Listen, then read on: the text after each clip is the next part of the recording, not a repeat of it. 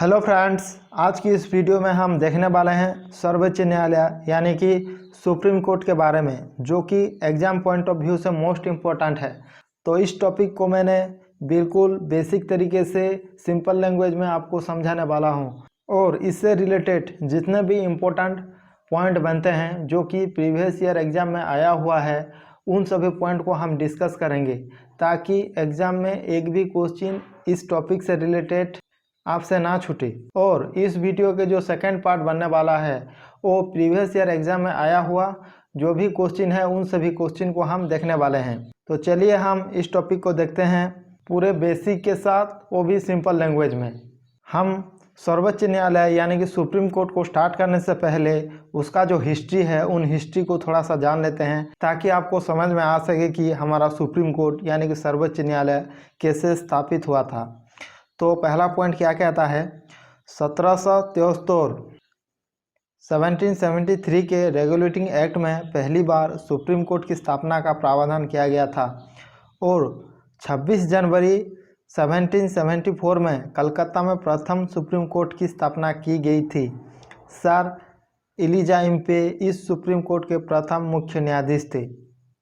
इस पॉइंट से बहुत बार एग्जाम में पूछा गया है, तो ये पॉइंट मोस्ट इम्पोर्टेंट है। तो ये पॉइंट कहता है कि भारत में जब अंग्रेज का शासन हुआ करता था उस समय 1773 में रेगुलेटिंग एक्ट के तहत पहली बार कहाँ पर, कलकत्ता में सुप्रीम कोर्ट की स्थापना की गई थी। और इस सुप्रीम कोर्ट के जो मुख्य न्यायाधीश थे वो कौन थे, वो थे एलिजा इम्पे थे। कौन थे, प्रथम मुख्य न्यायाधीश कौन थे, एलिजा इम्पे थे। ये चीज़ भी आप ध्यान रखिए क्योंकि ये पॉइंट से बहुत बार एग्जाम में आया हुआ पॉइंट है। ठीक है, नेक्स्ट पॉइंट कहता है 1935 का भारत शासन अधिनियम द्वारा दिल्ली में संघीय न्यायालय यानी कि फेडरल कोर्ट की स्थापना का प्रावधान किया गया, और 1 अक्टूबर 1937 को यह संघीय न्यायालय दिल्ली में स्थापित हुआ था, और मॉरिस स्क्वायर इसकी पहली मुख्य न्यायाधीश थे। यानी कि और एक अधिनियम पारित किया गया था जो कि 1935 का भारत शासन अधिनियम था, और इसके द्वारा दिल्ली में संघीय न्यायालय यानी कि जिसे फेडरल कोर्ट कहा जाता है उसकी स्थापना की गई थी। कब की गई थी, 1 अक्टूबर 1937 को। और इसकी जो पहली मुख्य न्यायाधीश थी उनका नाम था मॉरिस स्क्वायर। लेकिन ये जो संघीय न्यायालय था यानी कि फेडरल कोर्ट था, ये सुप्रीम नहीं था, क्योंकि इसके विरुद्ध भी अपील किया जा सकता था। कहाँ पर, इसके विरुद्ध इंग्लैंड के प्रीवी काउंसिल में अपील की जा सकती थी। इसीलिए ये सुप्रीम नहीं था कि किसी कोर्ट के विरुद्ध अगर अपील की जा सकती है तो उस कोर्ट सुप्रीम नहीं है।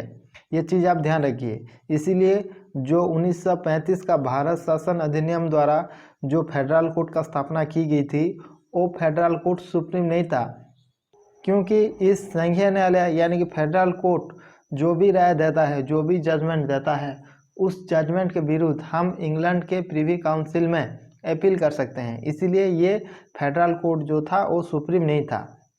ठीक है, नेक्स्ट पॉइंट कहता है 26 जनवरी 1950 को भारत का संविधान लागू हुआ। इसके ठीक 2 दिन बाद 28 जनवरी 1950 को भारत में सर्वोच्च न्यायालय का उद्घाटन हुआ था।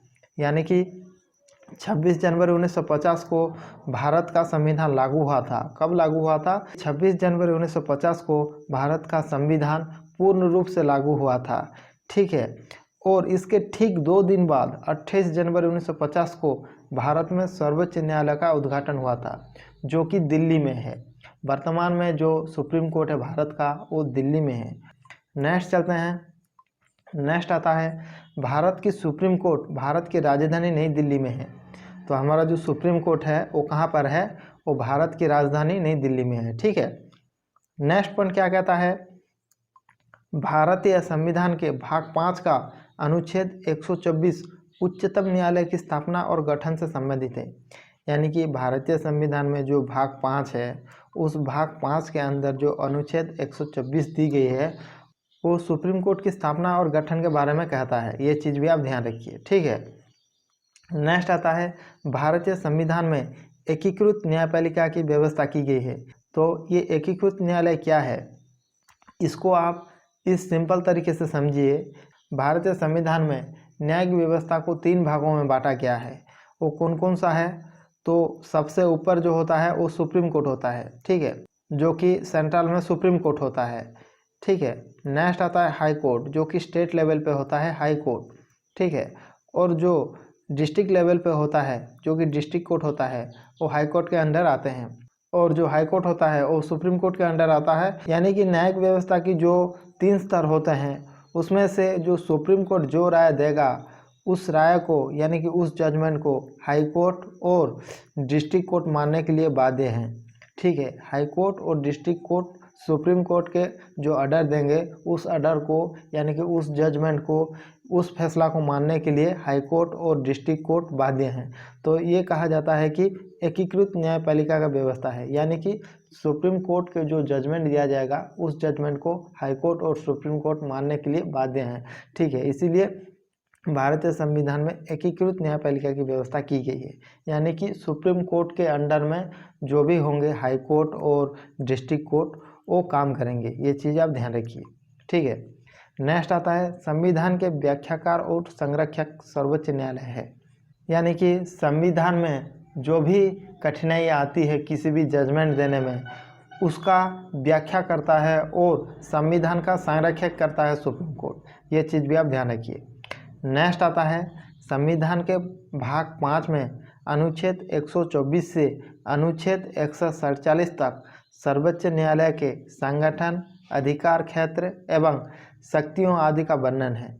यानी कि संविधान के जो भाग 5 है उस भाग 5 में अनुच्छेद 124 से 147 तक सर्वोच्च न्यायालय का गठन, अधिकार क्षेत्र एवं शक्तियां के बारे में वर्णन देखने के लिए मिलता है। ये चीज़ भी आप ध्यान रखिए, 124 से 147 एग्जाम में पूछा जाता है, ठीक है। तो नेक्स्ट चलते हैं। नेक्स्ट आता है प्रमुख अनुच्छेद। तो सुप्रीम कोर्ट से रिलेटेड जो भी प्रमुख अनुच्छेद है उन सभी प्रमुख अनुच्छेद को हम देख लेते हैं, क्योंकि अनुच्छेद से एग्जाम में पूछा जाता है। तो उन प्रमुख अनुच्छेद को देख लेते हैं ताकि एक भी क्वेश्चन हमारा एग्जाम में ना छूटे। तो अनुच्छेद 32 क्या कहता है? मौलिक अधिकार के उल्लंघन पर रिट जारी करने की शक्ति। यानी कि सुप्रीम कोर्ट किसी व्यक्ति की मौलिक अधिकार का हनन होता है तो वो 5 प्रकार का रिट जारी करता है। कितने प्रकार का? 5 प्रकार के रिट जारी करता है, जो कि हम आगे चलकर देखने वाले हैं। वो 5 प्रकार की रिट क्या क्या है उन सबको हम देखेंगे आगे चलकर, ठीक है। नेक्स्ट आता है अनुच्छेद 71। राष्ट्रपति और उपराष्ट्रपति के निर्वाचन में विवाद के मामलों सुप्रीम कोर्ट में प्रस्तुत किया जाता है। यानी कि राष्ट्रपति और उपराष्ट्रपति के चुनाव के समय जो भी विवाद होता है उन सभी विवादों का समाधान कौन करता है? सुप्रीम कोर्ट करता है, ठीक है। वो अनुच्छेद 71 के तहत, ठीक है। नेक्स्ट अनुच्छेद क्या कहता है? अनुच्छेद 124 उच्चतम न्यायालय की स्थापना और गठन। यानी कि सुप्रीम कोर्ट की स्थापना और गठन के बारे में अनुच्छेद 124 में दिया गया है। ये पॉइंट हम पहले भी पढ़ चुके हैं, ठीक है। नेक्स्ट आता है अनुच्छेद 129। तो 129 में क्या कहा गया है? उच्चतम न्यायालय का अभिलेख न्यायालय होना। तो ये क्या है अभिलेख न्यायालय होना उच्चतम न्यायालय का? ये क्या है? तो इसको आप सिंपल लैंग्वेज में समझिए कि सुप्रीम कोर्ट जो भी जजमेंट देगा उन सभी जजमेंट को सुरक्षित रखा जाएगा, प्रमाण के रूप में काम किया जाएगा और उदाहरण के रूप में उसको व्यवहार में लिया जाएगा। यानी कि सुप्रीम कोर्ट जो भी जजमेंट देगा उन सभी जजमेंट को निचले कोर्ट यानी कि हाई कोर्ट हो गया, डिस्ट्रिक्ट कोर्ट हो गया, उसको एक उदाहरण के माध्यम से उसको ग्रहण करेंगे और उसको अपील भी करेंगे। तो ये कहा गया है अभिलेख न्यायालय क्या है। ये अभिलेख न्यायालय उसके बारे में हम आगे चलकर बिल्कुल डिटेल में देखेंगे। तो नेक्स्ट पॉइंट क्या कहता है? अनुच्छेद 137 निर्णय एवं आदेश का पुनर्विलोकन। यानी कि जुडिशियल रिव्यू के बारे में अनुच्छेद 137 में कहा गया है। तो ये जुडिशियल रिव्यू क्या है? यानी कि सुप्रीम कोर्ट जो भी जजमेंट देता है और बाद में वो रियलाइज करता है कि वो दिया गया जजमेंट असंवैधानिक है, तब वो जुडिशियल रिव्यू यानी कि पुनर्विलोकन करता है। तो उसे निर्णय एवं आदेशों का पुनर्विलोकन करने की शक्ति दी गई है सुप्रीम कोर्ट को। ये चीज़ भी एग्जाम में बहुत बार पूछा गया है। नेक्स्ट पॉइंट आता है अनुच्छेद 138 संसद कानून बनाकर सुप्रीम कोर्ट की अधिकार क्षेत्र में वृद्धि, यानी कि संसद के पास वो अधिकार है, उसे वो शक्ति दी गई है कि वो सुप्रीम कोर्ट की अधिकार क्षेत्र में वृद्धि कर सकता है। तो नेक्स्ट आता है अनुच्छेद 143। तो उसमें कहा गया है उच्चतम न्यायालय से परामर्श करने की राष्ट्रपति की शक्ति, यानी कि अनुच्छेद 143 के तहत उच्चतम न्यायालय से राष्ट्रपति परामर्श ले सकते हैं, लेकिन उच्चतम न्यायालय यानी कि सुप्रीम कोर्ट जो भी परामर्श देगा वो परामर्श को राष्ट्रपति मानने के लिए बाध्य नहीं है। यानी कि राष्ट्रपति सुप्रीम कोर्ट के दिए गए परामर्श को मान भी सकते हैं, नहीं भी मान सकते हैं, वो राष्ट्रपति के ऊपर डिपेंड करेगा। ठीक है, तो नेक्स्ट चलते हैं। नेक्स्ट स्लाइड आता है इम्पोर्टेंट नोट।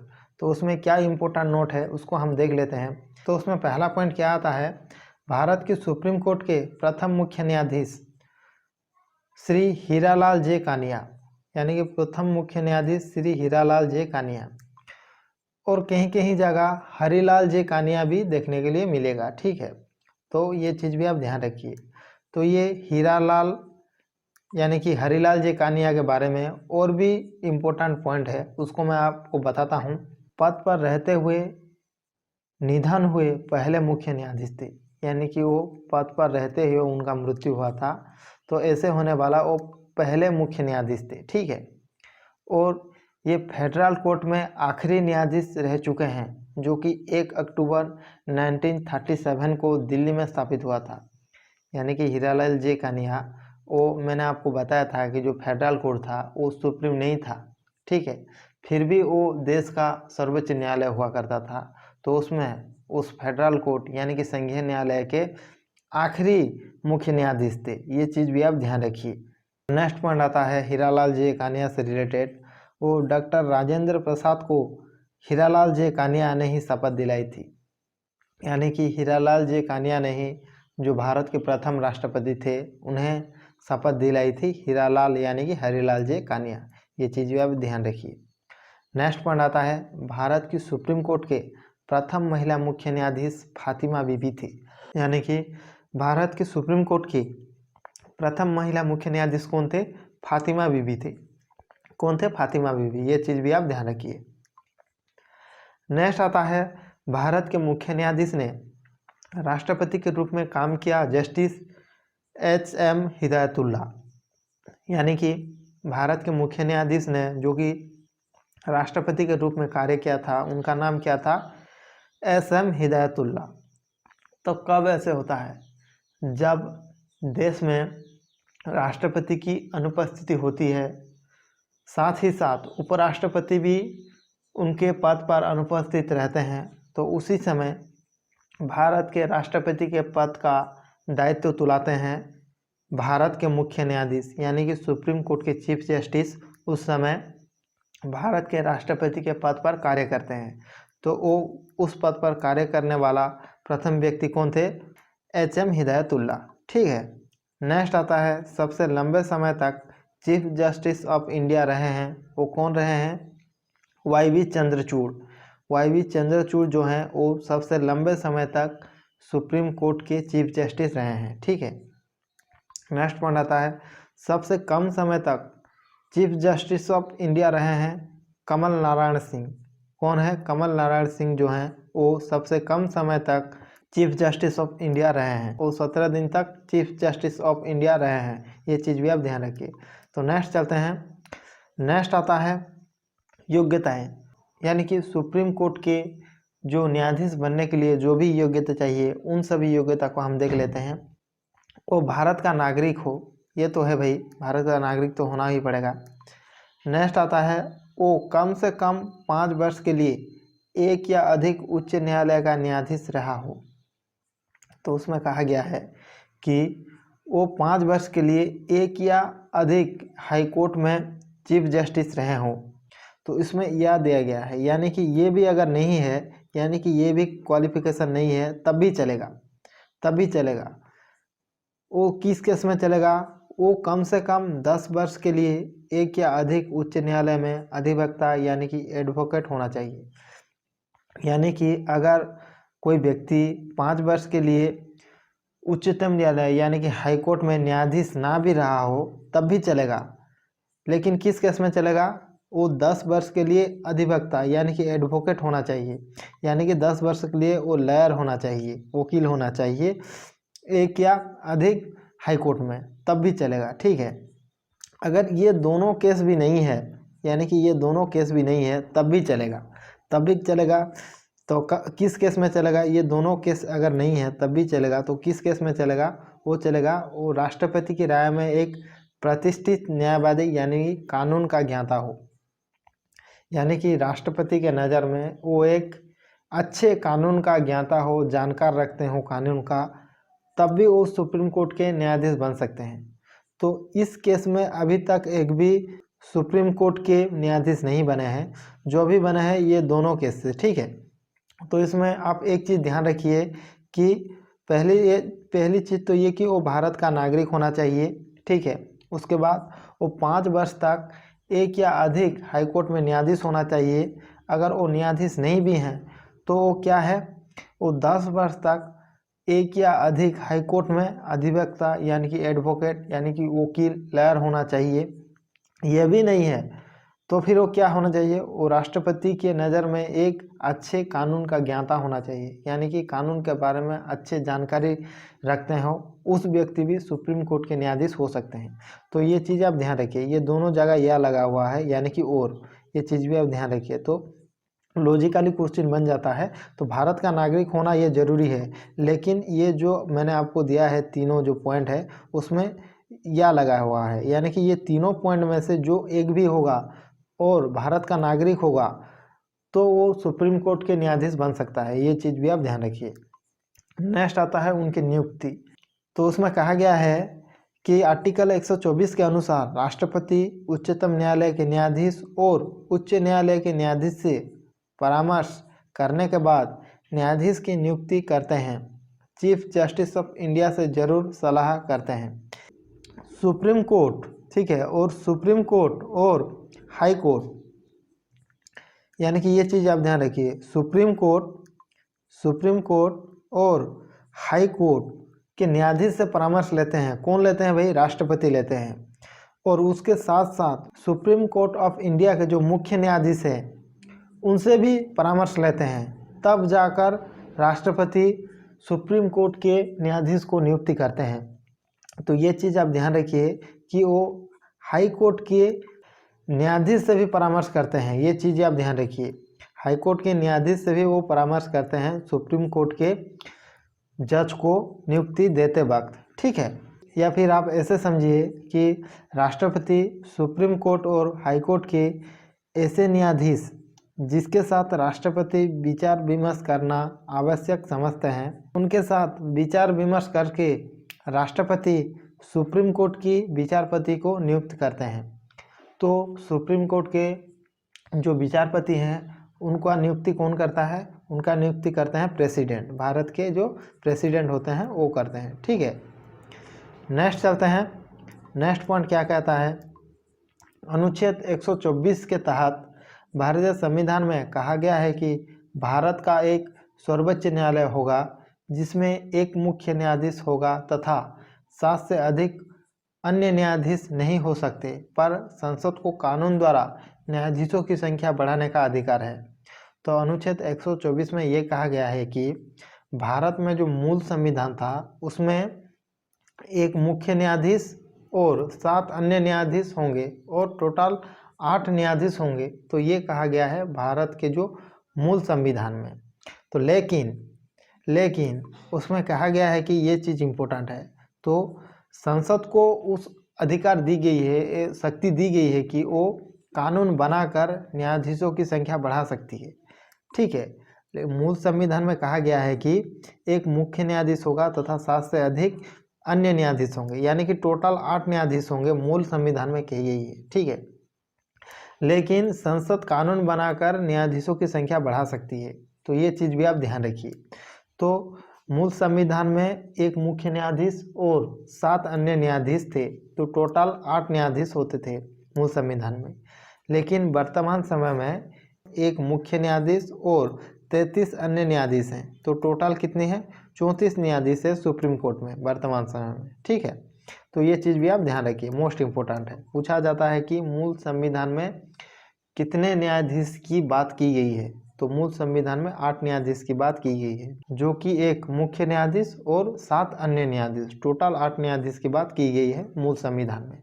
ठीक है, नेक्स्ट जो आता है अनुच्छेद 126, उसमें कहा गया है कार्यकारी मुख्य न्यायाधीश की नियुक्ति, यानी कि जब भी चीफ जस्टिस ऑफ इंडिया यानी कि सर्वोच्च न्यायालय के मुख्य न्यायाधीश की अनुपस्थिति होती है तो राष्ट्रपति कार्यकारी मुख्य न्यायाधीश की नियुक्ति कर सकते हैं, यानी कि जो भी अन्य न्यायाधीश होते हैं उसमें से जो भी वरिष्ठ न्यायाधीश हैं उनको सुप्रीम कोर्ट के मुख्य न्यायाधीश की नियुक्ति की जाती है चीफ जस्टिस ऑफ इंडिया के अनुपस्थिति के समय। ठीक है, नेक्स्ट आता है अनुच्छेद 127 में सुप्रीम कोर्ट में तदर्थ न्यायाधीशों यानी कि एडहोक जज की नियुक्ति का प्रावधान है, यानी कि ये जो तदर्थ न्यायाधीश क्या है, तो वर्तमान समय में भारत में एक मुख्य न्यायाधीश सहित 33 अन्य न्यायाधीश हैं।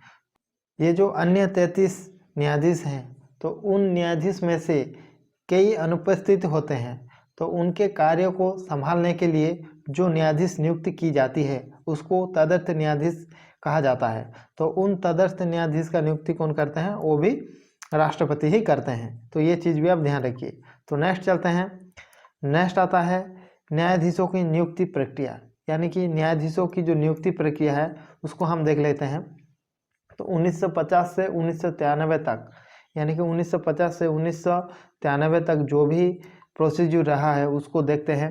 राष्ट्रपति द्वारा मंत्रिपरिषद की सलाह पर न्यायाधीशों की नियुक्ति होती थी, यानी कि मंत्रिपरिषद की सलाह पर ही राष्ट्रपति उन व्यक्ति को सुप्रीम कोर्ट के न्यायाधीश नियुक्त करेंगे।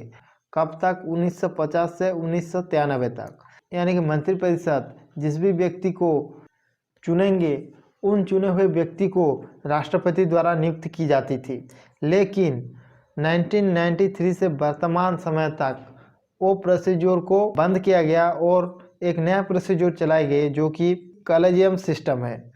क्या है कॉलेजियम सिस्टम, तो उसमें क्या होता है, राष्ट्रपति के द्वारा कॉलेजियम के सलाह पर न्यायाधीश की नियुक्ति की जाती है, यानी कि सुप्रीम कोर्ट के 5 न्यायाधीश का एक पैनल होता है, उसमें से एक मुख्य न्यायाधीश और 4 अन्य न्यायाधीश होते हैं।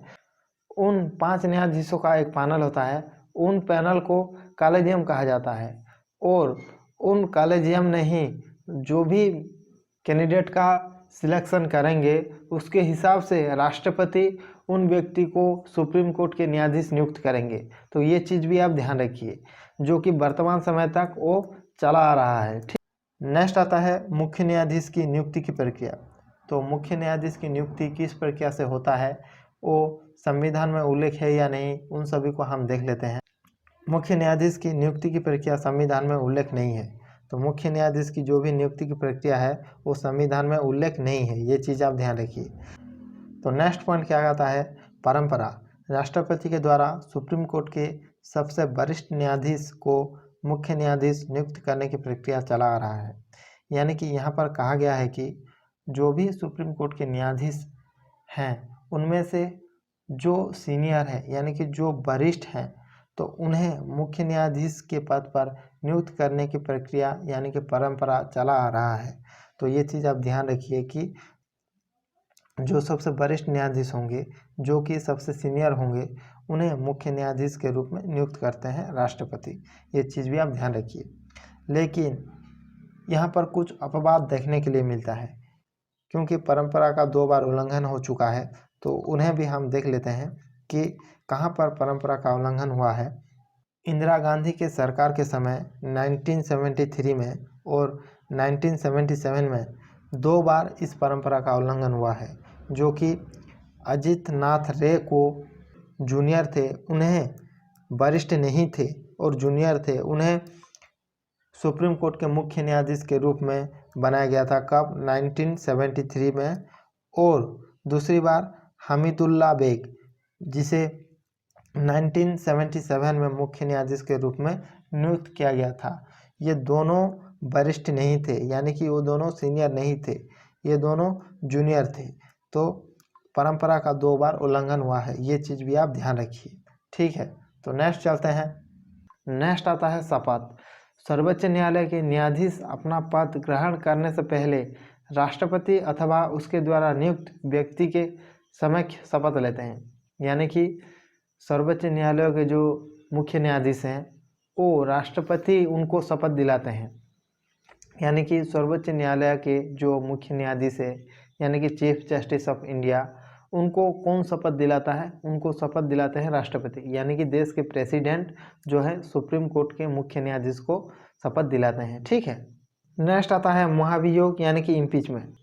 तो उसमें कहा क्या गया है, न्यायाधीशों पर महाभियोग की चर्चा संविधान के अनुच्छेद 124(4) में है। इसके तहत सुप्रीम कोर्ट और हाई कोर्ट के किसी न्यायाधीश पर कदाचार यानी कि दुराचारी, मिसबिहेवियर और अक्षमता, इनकैपेसिटी के लिए महाभियोग का प्रस्ताव संसद में लाया जा सकता है। यानी कि कोई भी न्यायाधीश हो जो कि सुप्रीम कोर्ट और हाई कोर्ट का हो, वो कदाचार यानी कि मिसबिहेवियर और अक्षमता यानी कि इनकैपेसिटी, वो अक्षम हो अपने कार्य को निभाने के लिए, और वो दुराचारी हो यानी कि कदाचारी हो, मिसबिहेवियर हो, तो ऐसे व्यक्ति को संविधान में प्रावधान दी गई है कि संसद में उनके विरुद्ध प्रस्ताव पारित करके महाभियोग प्रक्रिया से उनको निकाला जा सके। ठीक है। नेक्स्ट पॉइंट आता है, प्रस्ताव किसी भी सदन में लाया जा सकता है। प्रस्ताव लोकसभा में लाए जाने पर कम से कम 100 और राज्यसभा में लाए जाने पर कम से कम 50 सदस्यों का समर्थन चाहिए। यानी कि सुप्रीम कोर्ट के मुख्य न्यायाधीश को हटाने के लिए यानी कि महाभियोग प्रस्ताव को पारित करने के लिए लोकसभा में 100 मेंबर और राज्यसभा में 50 सदस्य का समर्थन चाहिए। तब जाकर उन सदस्यों का जो सभापति होते हैं, तब जाकर उससे रिलेटेड जो भी सभा होगा, लोकसभा हो या राज्यसभा हो, उससे रिलेटेड जो भी सभापति हैं वो उन प्रस्ताव को स्वीकार करेंगे, वरना नहीं। ठीक है। तो नेक्स्ट आता है, संबंधित सदन के अध्यक्ष द्वारा आरोपों की जांच करवाई जाती है, फिर संसद में चर्चा होती है। चर्चा होने के कम से कम 14 दिन पहले संबंधित न्यायाधीश को सूचित करना आवश्यक है। यानी कि लोकसभा के 100 मेंबर और राज्यसभा के 50 मेंबर उन प्रस्ताव को स्वीकार करते हैं, तब जाकर राष्ट्रपति उन प्रस्ताव के ऊपर चर्चा करने की परमिशन देंगे। ठीक है। और चर्चा होने से 14 दिन पहले उससे रिलेटेड जो भी न्यायाधीश हैं उनको इन्फॉर्मेशन दी जाएगी कि आप अपना पक्ष रखिए। ठीक है। नेक्स्ट पॉइंट आता है, दोनों सदनों से यदि 2/3 बहुमत से पास हो गया तब राष्ट्रपति के हस्ताक्षर करने के बाद न्यायाधीश को हटाया जा सकता है। यानी कि लोकसभा और राज्यसभा के 2/3 बहुमत से अगर उस प्रस्ताव पारित हो जाता है तब उस प्रस्ताव को राष्ट्रपति के पास भेजा जाएगा। अगर राष्ट्रपति उन प्रस्ताव पर साइन कर देंगे तो उससे रिलेटेड जो भी न्यायाधीश हैं उन्हें अपना पद त्यागना पड़ेगा। तो ये प्रोसीजर होता है न्यायालय के जज को हटाने का, सुप्रीम कोर्ट और हाई कोर्ट के। ठीक है। तो इस महाभियोग प्रक्रिया से आज तक एक भी न्यायाधीश को नहीं निकाला गया है, तो ये चीज़ आप ध्यान रखिए। तो उसमें एक इम्पोर्टेंट नोट क्या आता है, बी रामास्वामी सुप्रीम कोर्ट के एकमात्र न्यायाधीश हैं जिन्हें हटाने के लिए लोकसभा में प्रस्ताव लाया गया था मगर प्रस्ताव पारित नहीं हो पाया था। यानी कि बी रामास्वामी की केस में क्या हुआ था कि लोकसभा में प्रस्ताव लाया गया था लेकिन लोकसभा में उस प्रस्ताव पारित नहीं हुआ था। ठीक है। पारित नहीं हो पाया था वो प्रस्ताव बी रामास्वामी के केस में। ठीक है। नेक्स्ट आता है दीपक मिश्रा, यानी कि सुप्रीम कोर्ट के एकमात्र न्यायाधीश हैं जिन्हें हटाने के लिए प्रस्ताव राज्यसभा में लाया गया और सभापति ने उसे खारिज कर दिया। यानी कि सभापति ने उसको रिजेक्ट कर दिया। ठीक है। दीपक मिश्रा के केस में ये चीज़ भी आप ध्यान रखिए। तो नेक्स्ट चलते हैं। नेक्स्ट आता है न्यायाधीशों के वेतन और भत्ते। सर्वोच्च न्यायालय के न्यायाधीशों को भारत की संचित निधि यानी कि कंसोलिडेटेड फंड से वेतन दिया जाता है और जब तक वो पद पर रहते हैं उनके वेतन में किसी भी प्रकार की कटौती नहीं की जाती है। यानी कि सर्वोच्च न्यायालय के जो भी न्यायाधीश होते हैं उन्हें संचित निधि यानी कि कंसोलिडेटेड फंड, जो कि भारत सरकार का एक अकाउंट होता है, जो कि भारत सरकार के जो भी टैक्स आते हैं, जो भी प्रॉफिट आते हैं, उसमें ही संचित होते हैं, जिसे कहा जाता है कंसोलिडेटेड फंड। उनसे भारत के जो न्यायाधीश होते हैं उन्हें वेतन दी जाती है और वेतन में किसी भी प्रकार की कटौती नहीं की जाती। तो सर्वोच्च न्यायालय के वेतन में किसी भी प्रकार की कमी नहीं की जाती है, चाहे देश में जो भी सिचुएशन रहा हो। तो ये चीज़ भी आप ध्यान रखिए, ठीक है। नेक्स्ट आता है उनका कार्यकाल। सर्वोच्च न्यायालय के न्यायाधीश 65 वर्ष की आयु तक अपने पद पर कार्य कर सकते हैं। यानी कि सर्वोच्च न्यायालय के जो न्यायाधीश होते हैं वो 65 वर्ष तक अपने कार्यकाल करते हैं। ये चीज़ें आप ध्यान रखिए। नेक्स्ट आता है वो राष्ट्रपति को त्यागपत्र देकर पद त्याग सकते हैं। यानी अगर वो अपना पद त्यागना चाहते हैं तो वो त्यागपत्र किसे देंगे? वो राष्ट्रपति को देंगे, ठीक है। नेक्स्ट पॉइंट, संसद की सिफारिश पर राष्ट्रपति द्वारा उसे पद से हटाया जा सकता है। तो ये चीज़ें आप ध्यान रखिए। नेक्स्ट चलते हैं। नेक्स्ट आता है इम्पोर्टेंट नोट।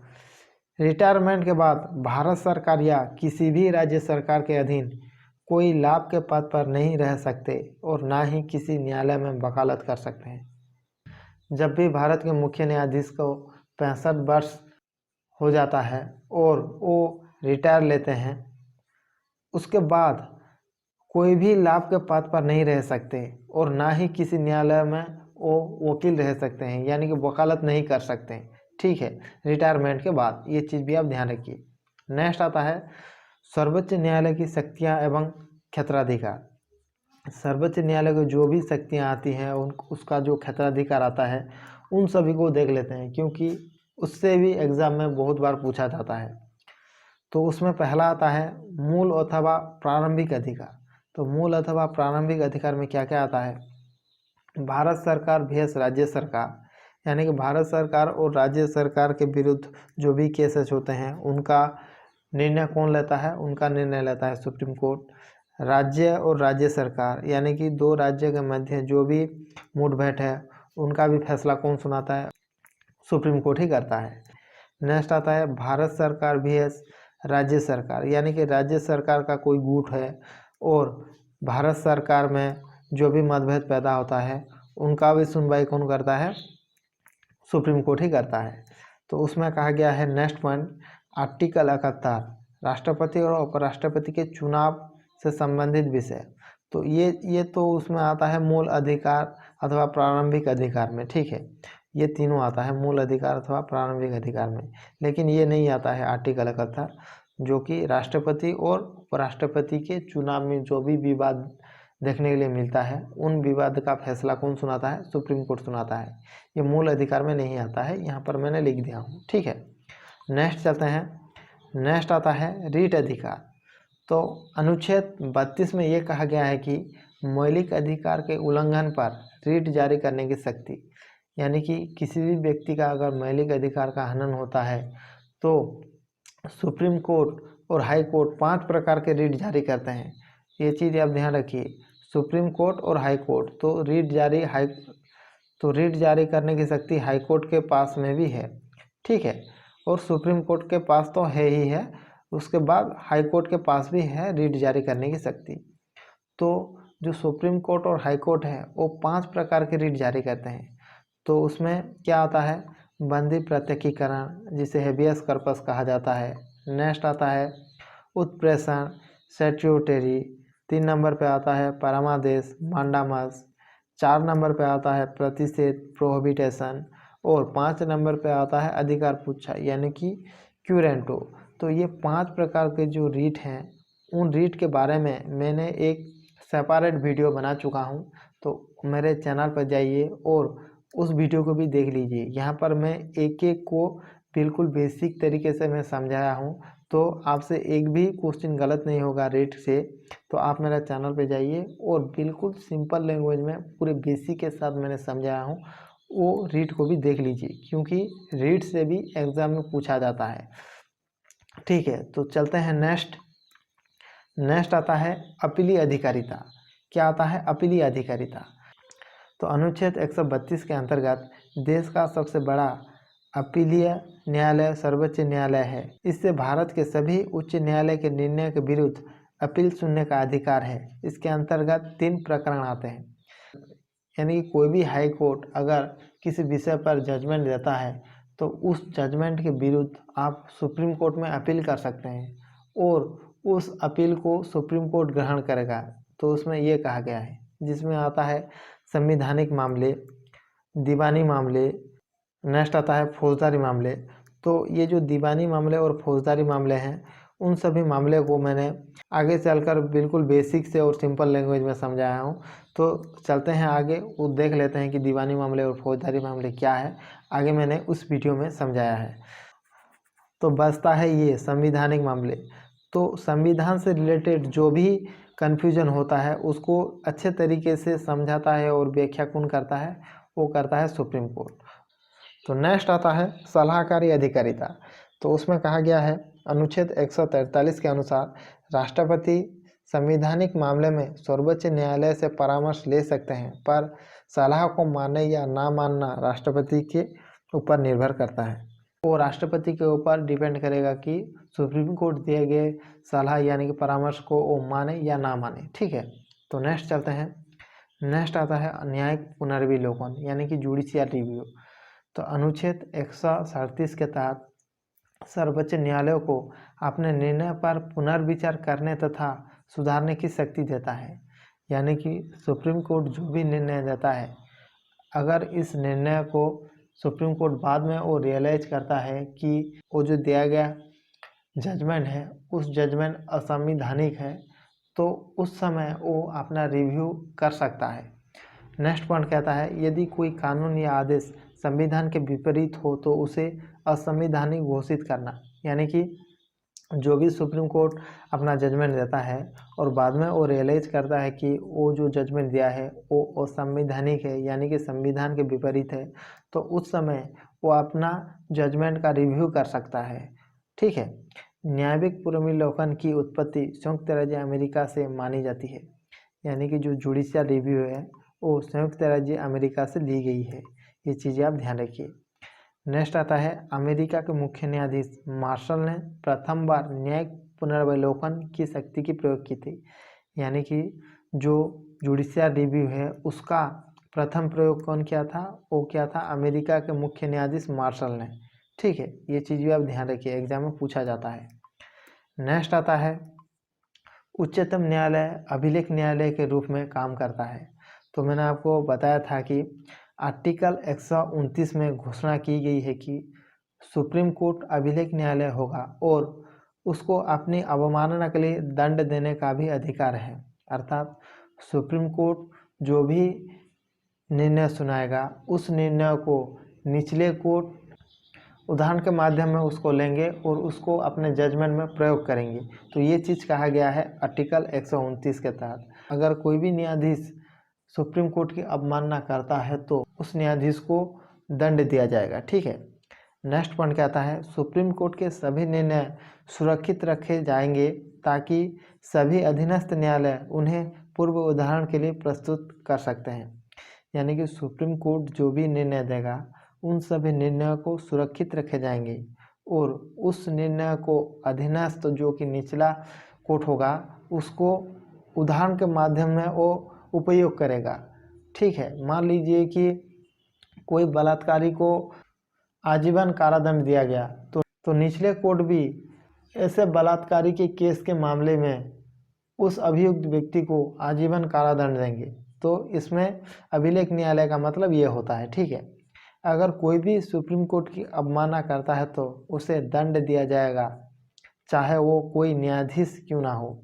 यानी कि सुप्रीम कोर्ट की जजमेंट को कोई भी व्यक्ति या फिर कोई भी न्यायाधीश अगर अवमानना करता है तो उसको दंड देने की क्षमता भी संविधान में दी गई है। ठीक है, तो नेक्स्ट चलते हैं। नेक्स्ट आता है दीवानी यानी कि नागरिक कानून, जिसे सिविल कानून भी कहा जाता है, फौजदारी कानून, आपराधिक कानून, क्रिमिनल कानून। तो उसमें क्या फ़र्क है, तो उस फर्क को हम देख लेते हैं कि सिविल लॉ और क्रिमिनल लॉ यानी कि दीवानी और फौजदारी मामले में वो जो केस है उसमें क्या डिफरेंस है, उन डिफरेंस को हम देख लेते हैं। दो संगठनों या व्यक्ति के बीच विवादों को हल करना है। यानी कि दो संगठन या दो व्यक्तियों के बीच वो विवाद हो सकता है। उन अपराध से संबंधित है जो समाज के खिलाफ है। यानी कि ये जो क्रिमिनल लॉ है वो समाज के खिलाफ होता है, ठीक है। और ये जो है दो व्यक्ति या दो संगठन या व्यक्ति या संगठन के विरुद्ध हो सकता है, लेकिन वो समाज के खिलाफ नहीं है। तो ये समाज के खिलाफ है, ये चीज़ें आप ध्यान रखिए।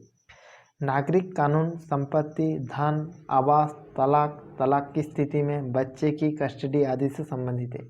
यानी कि संविधान, धन, संपत्ति, आवास, गृह, तलाक और तलाक की स्थिति में बच्चे माँ के पास रहेगा या पिता के पास रहेगा, उस केस सिविल लॉ में आते हैं, ठीक है।